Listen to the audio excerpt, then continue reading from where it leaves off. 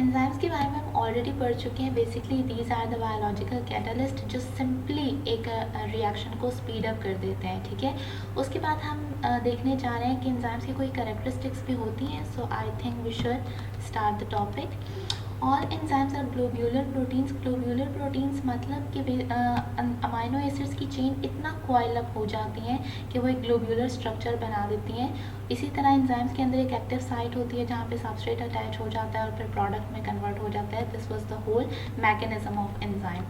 Second is the speed of the reaction without themselves being used up. Enzymes की basically ये एक property होती है कि वो रिएक्शन को सिंपली स्पीड अप करते हैं लेकिन वो खुद उसमें केमिकली इन्वॉल्व नहीं होते। Third is enzymes are specific. Specific होने का क्या मतलब है कि एक सिंगल एंजाइम जो है वो ख़ास किस्म के रिएक्शन को या उसी तरह के रिलेटेड रिएक्शंस को स्पीड अप करता है। कैसे?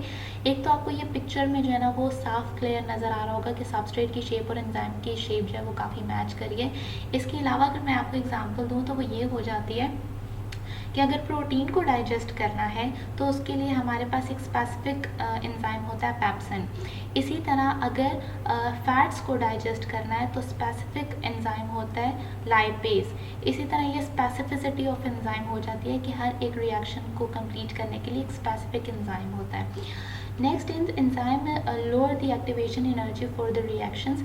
एक्टिवेशन एनर्जी मतलब एक रिएक्शन को स्टार्ट होने के लिए जो एनर्जी रिक्वायर होती है। हमारे पास बेसिकली एक मॉलिक्यूल है लैक्टोज, ठीक है, जिसने हमारा जो है ना वो ब्रेक डाउन होना है ग्लूकोज में और गैलेक्टोज में। अगर तो ये रिएक्शन विदाउट एंजाइम होगा तो यू कैन सी कि कितनी ज़्यादा एक्टिवेशन एनर्जी चाहिए। You can see the curve. ये कर्व बेसिकली क्या शो कर रहा है? Activation energy. और अगर यही रिएक्शन हम विद एंजाइम करें जो कि एंजाइम नेम है लैक्टेज, तो ये रिएक्शन कितना इजीली हो जाएगा, एक्टिवेशन एनर्जी बहुत कम हो जाएगी, ठीक है। उसके बाद है some enzymes require a cofactor for their proper functioning. कभी कभी एंजाइम्स को जो है वो प्रॉपर फंक्शनिंग के लिए कोफैक्टर की ज़रूरत होती है। कोफैक्टर बेसिकली क्या होता है कि अगर आप ये एंजाइम देखें, ठीक है, तो इसमें अगर सबस्ट्रेट अटैच हो भी जाए लेकिन जब तक कोफैक्टर अटैच नहीं होगा ये रिएक्शन कंप्लीट नहीं होगा। कोफैक्टर बेसिकली क्या होता है? नॉन प्रोटीन पार्ट होता है एंजाइम का। उसके बाद बेसिकली हमारे पास आ जाता है कि the end products remain unaffected.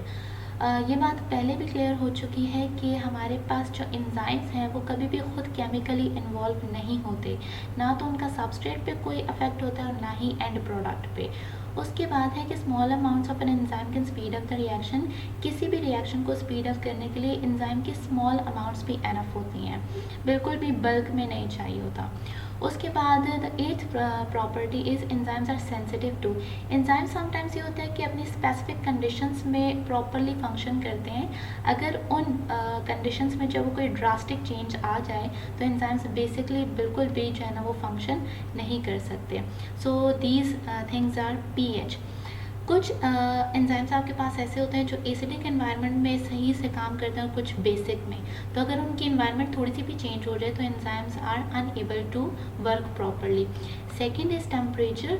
बहुत ज़्यादा ड्रास्टिक चेंज आ जाए टेम्परेचर में, बहुत ज़्यादा हाई टेम्परेचर हो जाए तो भी एंजाइम्स प्रॉपर फंक्शनिंग नहीं कर सकते।